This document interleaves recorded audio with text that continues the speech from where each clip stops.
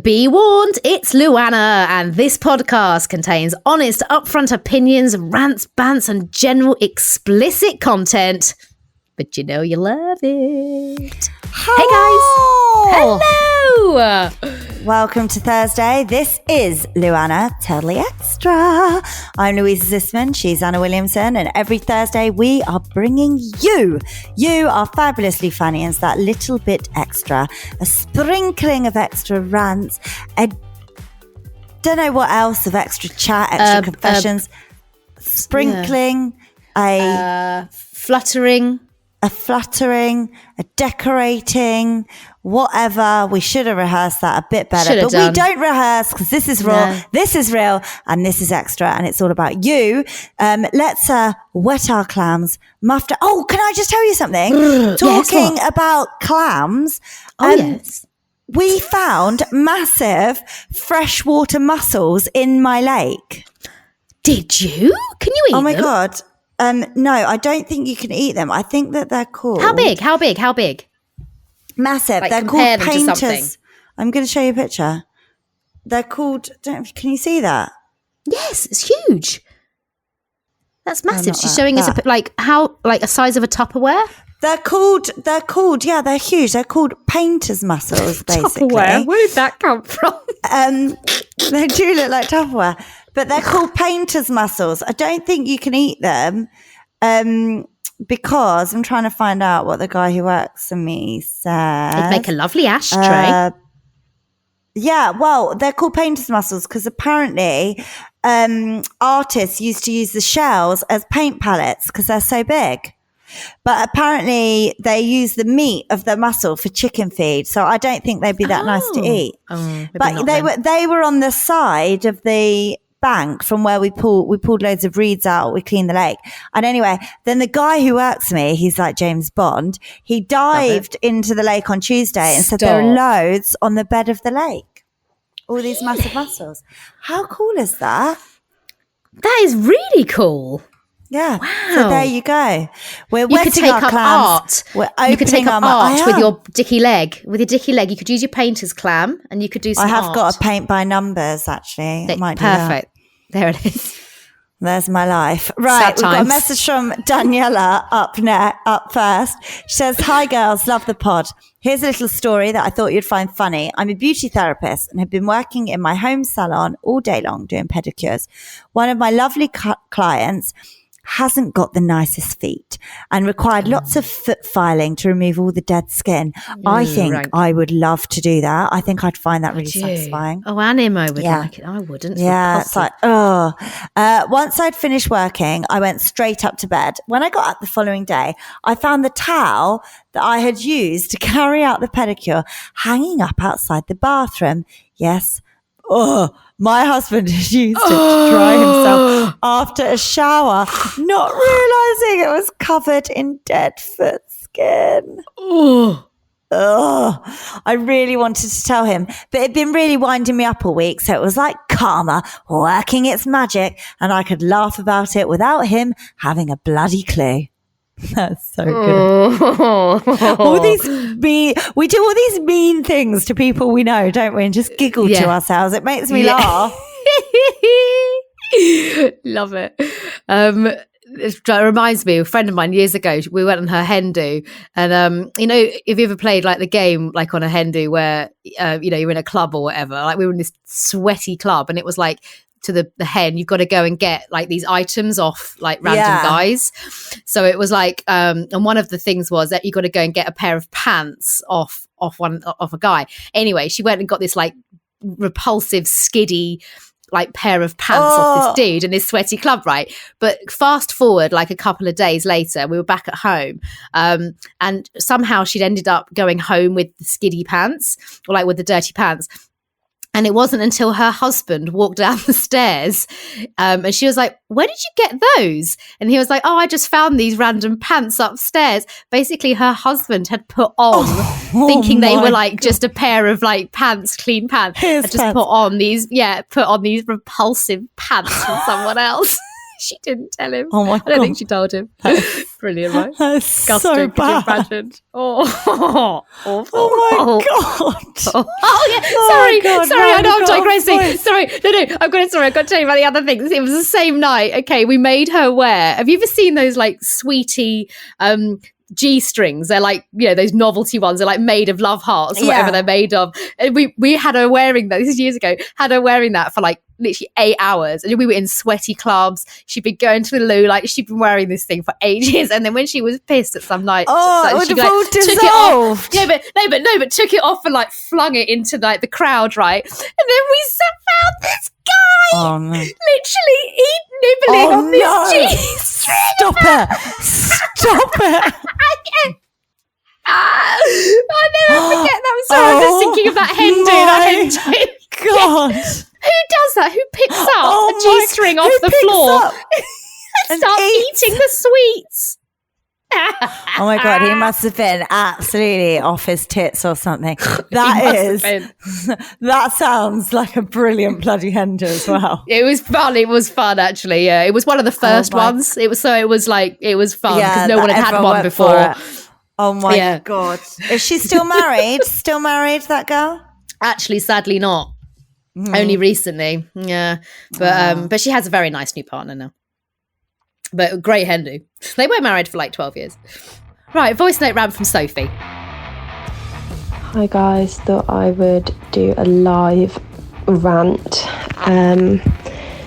I currently have coronavirus and I'm really ill from it, which is just brilliant. And then just to top it off, just walked out to my car just to get something out of the boot, and someone has smashed the windows in. So I've just spent the last hour crying that number one, I've got coronavirus. I currently cannot work, and now someone has smashed my window in, and all I want to say is fuck everything, fuck everyone. You know what, I've completely had enough of the world. That's my rant, really. Don't really have anything else to say, but my name's Sophie, I'm from Bournemouth, and please help me get through these next couple of days in isolation, because I feel like I am at my wit's end. Oh, you poor thing, babes. Well, just keep listening to us. Keep listening to us. And at least the weather's nice. I feel your pain being all holed up. At least I can go out there. You'll get over the COVID soon. You'll be all right. Right, we've got a message from Anonymous now. I've called you Pauline. Pauline says, I was in a relationship for 6 years with my high school sweetheart. Typical first love, completely obsessed with each other, best friends, and had lots of firsts together, which inevitably made us very, very close. 2 years into the relationship and things turned extremely toxic, cheating, mental and physical abuse, harassment, etc. Regardless of this, we did stay together for another 4 years. I tried to end things countless times. However, we would always end up back together. In the end, things got so bad that I had to move away, and the police were involved due to harassment and stalking. They pushed me to get a restraining order. However, I couldn't do it as I felt so guilty. Regardless of this, the police scared him with the threat of a restraining order, and that was the end of us. 1 year has passed. So it's still quite fresh. And I've recently found myself unblocking his number and calling him. No. We've since chatted a few times via text and phone call. Everything feels so natural, and it makes me feel so comforted and happy knowing I'm talking to my best friend again. I know this is so wrong, and my friends and family would disown me if they ever found out, but I can't deny the constant dreaded thought that I miss him and still love him. I realize how stupid I sound reading this back, but I don't have any close family, and he's the only person I've ever felt a deep connection with. Any advice would be greatly appreciated. Please help. Well, the fact that you are writing to us, the fact that you're writing to us, you know that this is a moment that you want to pause. Don't you think, Lou? Look, I just think he's the only close thing you've got. You've said that. And it's really, you're kind of, I think, clinging on to just the familiar, because nothing else is familiar. Nothing 100%. else is old to you, because you don't have close family, and you really have to be strong. Imagine, would you want to bring children into the relationship that you had with physical and mental abuse? Like, you just read what you've listened to, what we've just read out that you've wrote to us. It's completely toxic.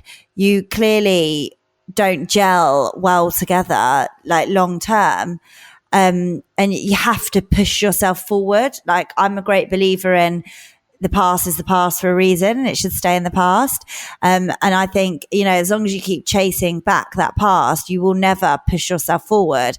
And forward, there is better things to come. I'm a massive believer in that. Yes. And you know what? Your family and friends probably would disown you. I remember having a friend, and she met this guy, and the signs were clear from the start that he was abusive. Like, I think on their third date, he like chucked her out the car and made her walk home from like the middle of fucking nowhere. That was like a clear warning sign to like not go near him again. Anyway, she did, and it turned abusive. And then she left him. He was really, really physical with her, really bad. It really, stuff like that really upsets me. And anyway, and then she got away from him, and she got a job, and she was living independently. And then the fucking bellend went back to him and got pregnant, and is now still with him with this baby. I don't speak to her anymore because I just can't. And also he doesn't really, you know, so, and I kind of see updates on Instagram of them like playing Happy Fucking Families, just thinking, who wants to play Happy Families with the guy that's literally pulled you around the house by your hair, smashing your head against the table because she moved 1 pound of his? Like, I'm sorry, it's no way to live. And you're out of that situation now. So stay the fuck out of that situation. There are so many men that you will gel with, and that you will have a connection with, and that you will fall in love with. And why go back to someone that has physically and mentally abused you? It just absolutely blows my fucking tiny mind why someone would do that when you've had a year away from him and out of that situation. Just keep on pressing forwards, keep on moving forwards. Like, it's just, and it comes. Actually, we have these moments. It infuriates me reading your message. It makes me so angry that when you've got away from that, you'd be willing to go back to that. It just absolutely, think about those times when you were being beaten, when you felt so shit because of the things that someone said to you. Why would you want to go back to that? I don't understand it. Anna probably has more insight into the mental side of that, but it absolutely blows my mind why people put themselves in these situations. It blows my fucking mind.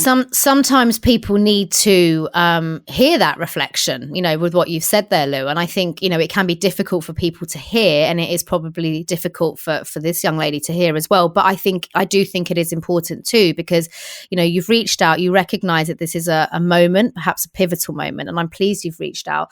I think Lou was quite right about the familiarity. It could be, you know, in the moment, it sounds like you're having a bit of a low phase, perhaps, you know, and I would say really need to be working on your self-esteem, what you have got, you know, who you have around you. You know, you say you don't have any close family, but what about your close friends or colleagues? You know, whoever you've got around you, you know, reach out and embrace that side of it. You know, what we learn from the past, and then we embrace our future.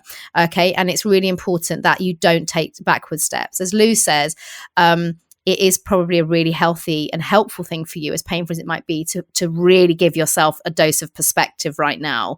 And we often look back at the past with rose-tinted glasses, completely different. But I look back at my birth with Enzo and think, oh, it wasn't that bad. You know, there were some magical moments. And yet, you know what? In the moment, there really weren't. It was the most horrible time of my life, and I nearly died, you know, and that's a horrible thing. But because when we have a little bit of time that's gone by, we tend to cherry pick the nice moments, and we forget about the hardships that we were in at the time. So I think, and it can cloud our judgment. And I think your judgment is being clouded. You are in control. Okay. Remind yourself you had police involved. You know, that's a serious situation. Okay. Remind yourselves of that. Delete his number, resist the urge to call him. Perhaps you take some responsibility for that and let him know that actually, you reached out to him, but actually you've been thinking about it and perhaps it's not a useful thing for you to be doing. Just wanting to safeguard you against any backlash not a good from him, idea. No. And I think you need to be focusing on who you have got in your life and really holding on to that inner strength. Okay. Don't go past. Don't go back. We only move forwards. Best of luck though. And I am really pleased. We're all really pleased that you've reached out to us for that. You're not stupid at all. But it's complicated. Work on you. Please don't go back to him. No, please. It's just devastating. And if you do not bring children into a relationship where they're seeing the shit kicked out of their mother. It's just so fucking irresponsible. You know what? If you want to, I just always think if you take that responsibility and you're happy with someone kicking the shit out of you, then you go and knock yourself out. But do not get pregnant and bring children into a situation where they see that. It makes me so mad. It makes me so cross that there are men, and I know there are women that do this as well, but it just breaks my heart that people can think that somebody loves them. You're that very treats them passionate like that. about it. I really am. It just you've seen it very devastates me. firsthand, haven't you? So many times firsthand. The amount of times that I've seen friends go through this, it absolutely breaks me every single fucking time. And I just can never get my head around the psychology of people willing to be treated like a punchbag. It's very complicated, blows my mind. But it's frustrating for those that are around. I understand that. as well. It's a difficult situation all round. But have the strength, girl. Have the strength. We're here. If you're in the home counties or Hearts, please let Imogen know. I want to take you out for a drink and help you move forward so you don't go backwards. Honestly, I will. I just can't. I can't see another person go into something like that so wide-eyed. Yes. There's an invitation for you. Get back in touch and Lou's going to take you out for a drink. Please get back in touch. Spend a few hours with me. Right, we've got a voice note rant from Rachel up next. Hey ladies, hope you're okay. I listen to your pod every single week. Absolutely love it. So thank you so much for always making me laugh. I have a rant today and I was sitting here absolutely fuming, thinking I really need to tell someone. I normally tell my boyfriend, but I can't tell him, and I'll explain why in a second. So I thought, who better to tell than to send a voice note into Luana? So it's my boyfriend's birthday on the 21st of August, and I wanted to be super organised, and seeing as everything is supposedly getting back to normal, organise something for him for his birthday uptown, maybe like a dinner or drinks or something. So I've got about 6 weeks. I thought, right, I'll start looking now. Anyway, everything is booked. Absolutely everything. Lunchtimes, dinners, any bar, any restaurant, you name it, they're fully booked. I'm like, who is booking this so far in advance, apart from me? But who is booking this? I can't get anything. And the most frustrating thing about this all is when you ring them to just confirm or try and get a booking, there's no phone calls accepted. It's all via, online. Not even email. You have to book online. Open table. So I'm so frustrated. At this rate, we'll be going to Nando's. But anyway, that is me. Feel so much better for getting it off my chest. Have a good day. Bye. Yeah, everyone's been booking up, It Rach. is annoying. Although now maybe restrictions are lifted, they'll be able to have more covers in restaurants. So hopefully more walk-ins. True. More walk-ins. Yeah. Right, we've got a petty Polly from Hannah. Do you want to read it? Yeah. Hi, lasses. Hannah from Barnsley here. All my friends from Barnsley. I'd have a quick petty Polly. Oh, wow, she's not mincing with her words. My boyfriend's being a see you next Tuesday. So I've only hung my own washing out, leaving his in the washer, making my own dinner. I'm guilty of this sometimes. So I've hung my own washing out, leaving it in the washer. I've made my own dinner, leaving the ingredients for his on the side. And I've turned the radiator up in the spare room so he sweats his nads off all night. Happy heatwave, bitches. Carry on smashing the pot. Oh, Hannah, Brilliant. I love you. We have nothing to add for that. Proper petty Polly. Go, yeah, Hannah. I love it. Go, Hannah, with your boyfriend. We've got a message from Jess. She says, hey, girls, here's one for the no one told me this before, but before I became a parent. Oh, yeah, we like these. And it's also a little rant. No one told me before I had kids that I was signing up to years and years of school holidays where I would be the one constantly sorting the childcare. Oh, yeah. My husband and I both both work full time. So the summer holidays are a whole rant in themselves. The system just isn't set up for parents with kids who work. I can't just take 6 weeks off work. Anyway, my husband, who is meant to look after the kids all week, drops me on Sunday night, 10 p.m, that he's got a last minute job and is actually working this week. No, but it's okay because I've sorted childcare. Just assumes that I'll sort childcare with 8 hours to spare. Luckily, my parents were around, so I managed to fob the kids off on them. But why does it always land on us ladies? It's always me booking summer camps, finding play dates, sorting babysitters. I don't think it even crosses his mind, and it's infuriating. Tell me it's not just me. Let me tell you, it is not just you. We seem to be bred to have to shoulder this shit. Yes, we do. We do. And it's like, I never count my husband into any childcare, which is why we have nannies. Like I never, even if he's here, I just count him out because I know that he's working or whatever. It's just pointless, isn't it? It's not just you. It's not just you. This is why I it's always me say as to well. people, think before you have a child, because let me tell you, you can completely count the men out of it. And if you want to have a child as a woman, don't rely on the father of that child because 9 times out of 10, they're all the bloody same. Yep. Anyway, well, yeah. Not even going to say good luck because no luck. Sorry, we can't even help that. No, I'm sorry we can't even help with that. But we're all in the same boat. I'm exactly the same as Lou. I have my own little system going on, which is why I have Becky helping me out while I'm doing this podcast right now, because obviously that's my job to sort out the childcare. I could join in the rant. And A-Dog's actually fairly good at times. Now, on to confessions. I've never told anyone this, but... Hi there, please keep me anonymous as I've only told my friends half of this story. Excuse me, as they were so repulsed, I never finished the end of it. Please call me Agnes. So my ex-boyfriend was a primary school teacher student and I was staying with him in his student accommodation. He was saying he had an itchy bottom for a while and thought perhaps he might have got threadworms. Oh, don't stop. Yeah. I can't cope with this. This is going to be repulsive. And Immo's face is saying it all. Immo, am I going to gag? Am I going to gag? I'm going to go. You might have to take over.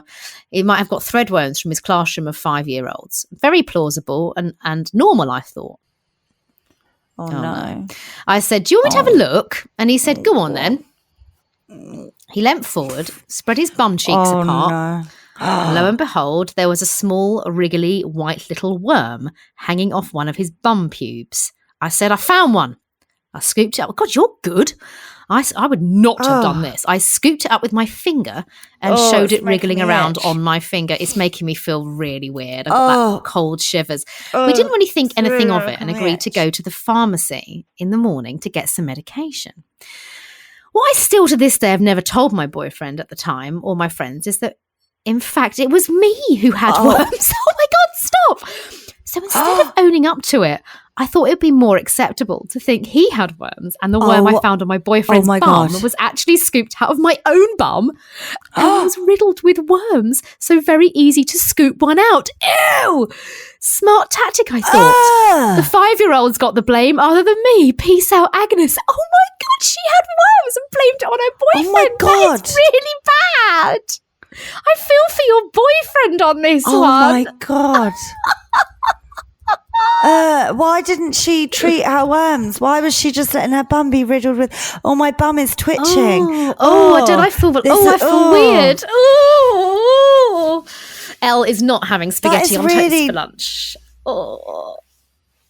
I feel weird. That's move so on, rank. Move on. Hi, Luana and Immo. I was lucky enough to have a story read out on the last big night in about me accidentally driving off with a mental health patient. Stop. But this one, I don't laugh about.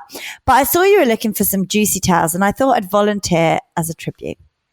So I'd been away for a while traveling and had just come back. My cousins, who I hadn't seen in years, have been out of touch because I really don't do Facebook or anything like that. They invited me round to a barbecue at theirs on the Sunday. I was looking forward to it as I headed out with some old school friends on the Saturday night. As soon as we got into the bar, I noticed a really handsome guy staring. And after a few smiles across the room, I approached him. When I was passing his group of mates on my way back from the bathroom, we got talking and we ended up sneaking off for a kiss and eventually left together to go for a shag on my parents' sofa. Classy, I know. Wow. Why He left not? almost straight away, and we both knew the score, so we didn't exchange details other than first names. I woke up the following afternoon, headed to the family barbecue, where I was introduced by my cousin to her new husband. Stop. The same fucking guy I shagged the night before. Both of our jaws dropped and we could hardly look at one another the whole day. To this day, it's never come out and is my biggest secret. I hope you enjoy. Lots of love. Oh my gosh, God. the dirty dog. What the fuck? I mean, what are the chances? He's so lucky. What are the chances? Jesus, that's eggy, isn't it? Oh my God. Eggy. Egg. He better Egg on his shits face. his pants that you'll get drunk at the Christmas family party and come out with it. Oh my God. Yeah, take it to the grave, girl. Some serious juice there on Luana Totally Extra, but that is it for now. Remember, we're back with your usual dose with Luana on Monday. Of course, we need you. Our email is luanathepodcast@gmail.com and our number's 07745 266 947. We'll smell you on Monday. Smell you laters.